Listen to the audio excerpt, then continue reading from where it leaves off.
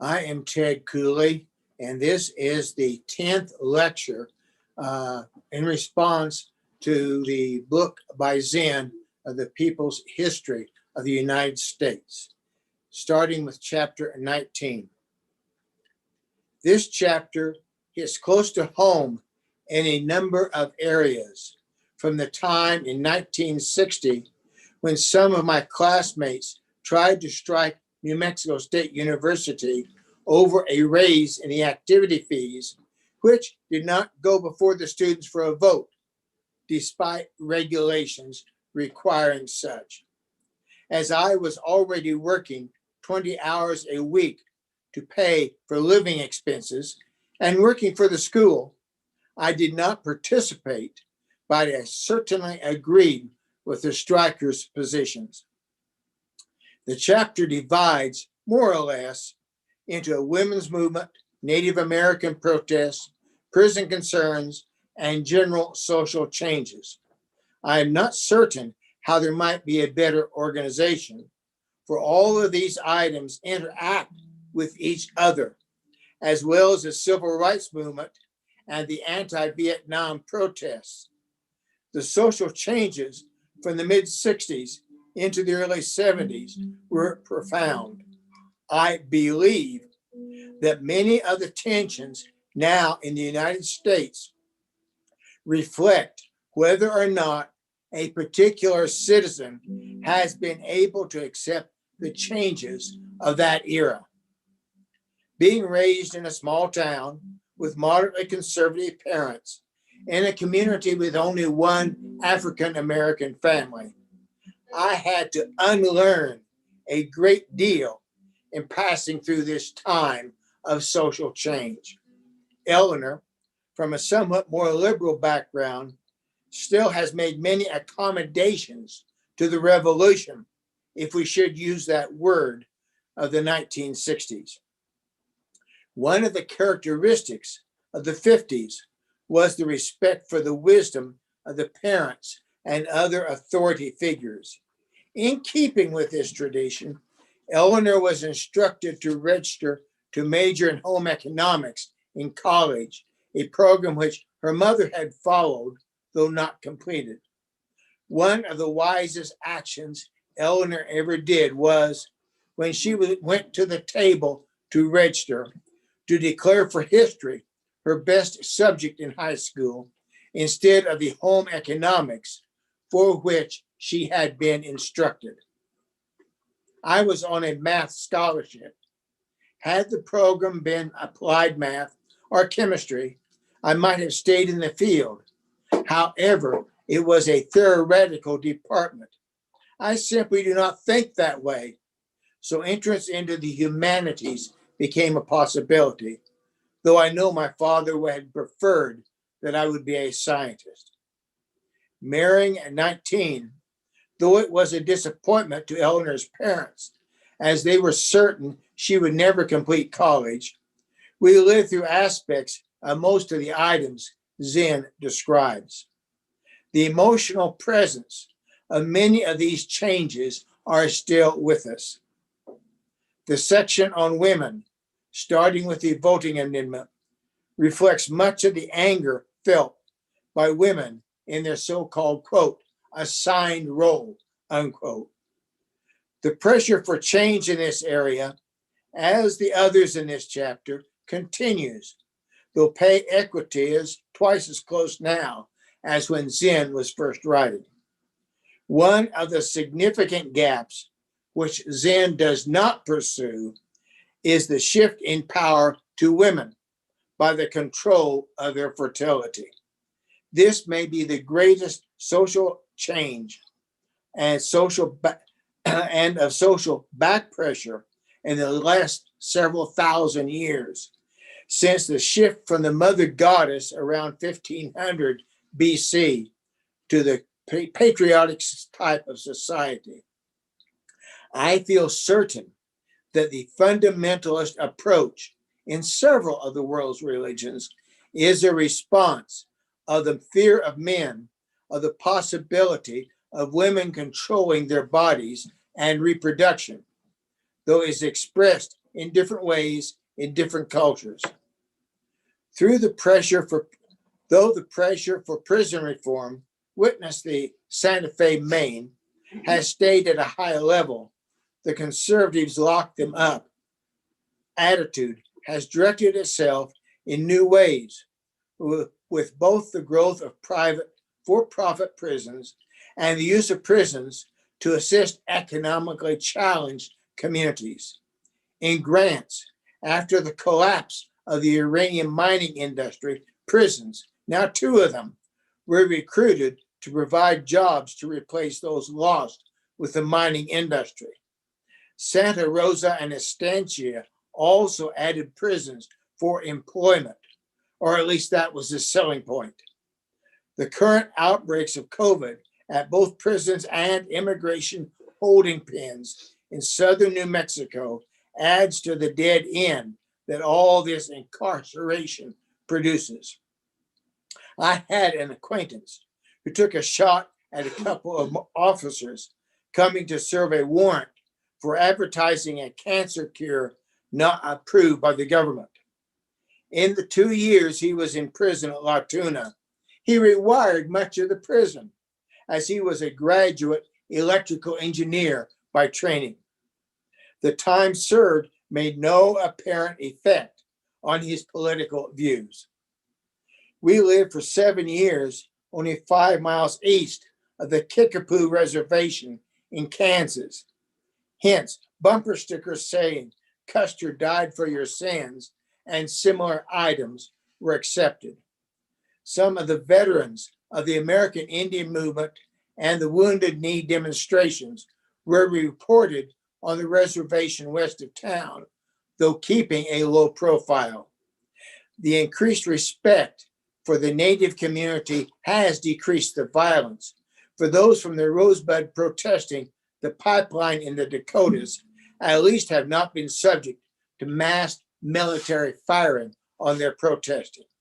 However, the discrimination continues, though the 2020 Supreme Court ruling for the Creek in Tulsa shows some progress for this group. Here in New Mexico, we have state legislative seats commonly held by Native people, sometime for generations. Zen touches on some of the music of the time without realizing how it intersects all of the above concerns and more. Perhaps the Weavers dated back furthest as performers, with Union songs from the 40s, possibly the 30s. They reflected the civil rights and union movements of the poor and white underclass to a remarkable degree, singing into the 70s in support of many of the causes. Josh White, who we heard in person in 1964, expressed the Black experience in a very skillful way. Leadbelly did both the Black and prison experiences, though possibly best known for his song advertising the Rock Island Line Railroad. Pete Seeger not only sang with the Weavers, but had a solo role in all types of protest music. The impact of these singers influenced many who were not on the lines of protest, but agreed with the sentiments being expressed. Some more pointed songs, as The Fish Cheer, had to be censored on the radio. The Vietnam War protest songs became too strong for the general public to appreciate. Bob Dylan may have had the greatest repertoire of songs of his own writing. Peter, Paul, and Mary were more commercial, though their choices also had a bite. We managed to hear them twice. While in Georgia, feeling the cultural shock to a great extent, we wore out some records playing this music, as it provided an insight into a world totally in contrast with our surroundings there. Though we did not drop out, we knew several, quote, hippies, unquote, as friends in the art and drama community in Raton who did. We also made a trip to Drop City out of Trinidad, Colorado, to actually experience a commune. Done in strong Irish brogue, the pill clearly represented a woman's complaint with regard to her role. All of the changes in the 60s and early 70s were expressed in music, some of which were of very good quality. I believe that Zen misses the impact of this movement, using it as an illustration of text rather than the heart of a major cultural movement, which has not ended.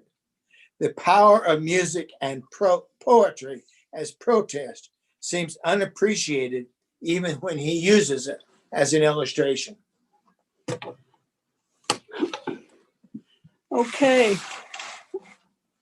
I'm not a great performer, but I'm going to do the pill for you. This comes from Pete Seeger. Back in the 60s, just after the pill became available to people. Oh, the pill, I'm pining for the pill. I won't have any more because they're gonna bless the pill. I went when I was 17, I hadn't many brains. Says, the very thing to do is fill me house with wings. But when I got a room full and I went to see the priest to tell him my man Willie was behaving like a priest. He gave me such a talking to, it filled me eyes with tears. How long have you been wed, said he, says I, for 7 years. He says, you better give over your evil, sinful tricks. You've been married 7 years and you've only got the 6. Now I'm hitting up for 40. My faith have I been true. The very last time I counted them, I tallied 22. And we're running out of notions and we're running out of names. But Willie, he would welcome more, or very fond of Wayne's. But now they're talking of the pill, it fills me heart with hope. I'm sitting here and waiting on a message, pray the Pope. I went downtown and bought some and 15 barb a 10. I hope we hear the Pope's okay before me man comes in. Oh, the pill, I'm pining for the pill. I won't have any more because they're gonna bless the pill.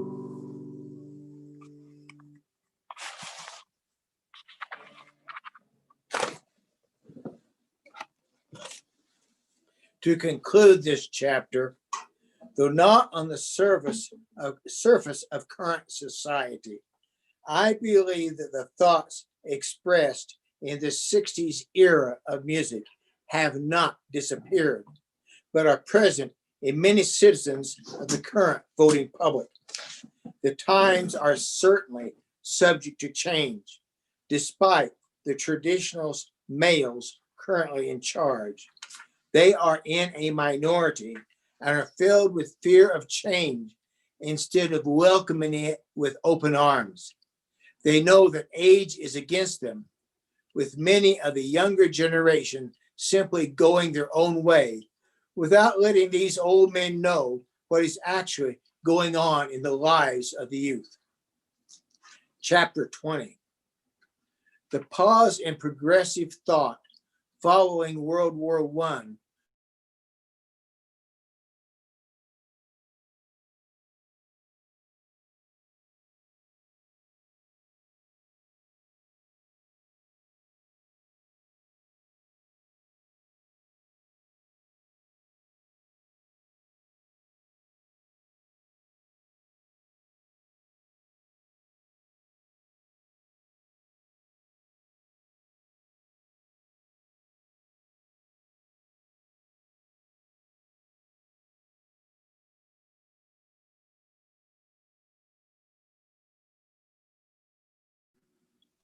Just as the farm depression following World War I did not go away, only returned with a vengeance in 1929.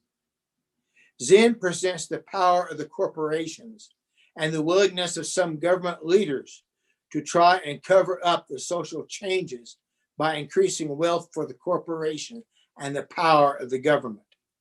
However, this was overshadowed in the beginning of the collapse of the US supported colonial regime in South Vietnam. As previously stated in another lecture, I know of only one national liberation revolt, which was successfully repressed by a colonial power. This collapse was underway while Washington was occupied with Watergate and all the lies, not only by the White House, but revelations of lies and illegal actions by the CIA, the FBI, and the State Department. Corruption by business donations reached a new high, only to be surpassed under the present administration. Much of this was revealed in the Pentagon Papers. Even the bribes to silence the thugs breaking in at the Watergate traced directly back to the White House. Tape recordings are an interesting item, as we are currently observing. And the business community used Nixon as part not of the power elite, but a useful pawn to be directed by the international firms in their quest for influencing the country, both internally and externally, for their profit. Hence, the rock was thrown out with relatively light sentences, but the barrel which allowed the rock to develop was allowed to remain. There was no change in how the system worked to protect the rich and corporations and their influence in the White House, while allowing a few guilty persons to be removed from the mix. In the late spring of '75, Saigon collapsed, while interest was on a ship off Cambodia as an attempt to show how strong the U.S. remained. The massive revelations of the documents started by the Pentagon Papers continued to expose the CIA still involved in illegal activities in other areas of the world. Various persons and committees at major universities were shown to be knowingly contributing to these CIA efforts from within the United States, though it was chartered to do only foreign intelligence. The OPEC oil crisis, long gas lines, and all the revelations of government misdeeds led to the citizens questioning the role of the political leadership. Samuel Huntington is quoted by Zinn as saying, quote, "The essence of the democratic surge of the 1960s was a general challenge to the existing systems of authority," unquote. This was a shift from the previous years after World War II, where the establishment of business, wealth, and political leadership worked together to guide the country. An attempt to clarify and reorganize the, quote, establishment, unquote, was the creation of the Trilateral Commission. This had a focus which included the increasing involvement with the United States financial institutions with a worldwide commercial activity.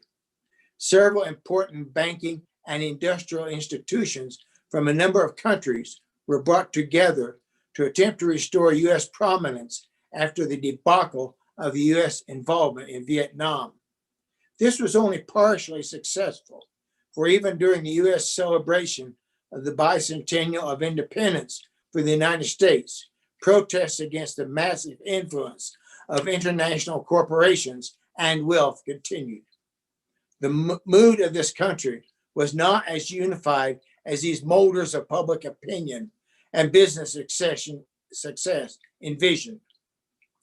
The underlying new insights gained by the society during the 1960s continued to be present in the general public, even though the surface was dominated by the establishment and their molders of public opinion. Here ends chapter 20, and here ends lecture number 10. Thank you.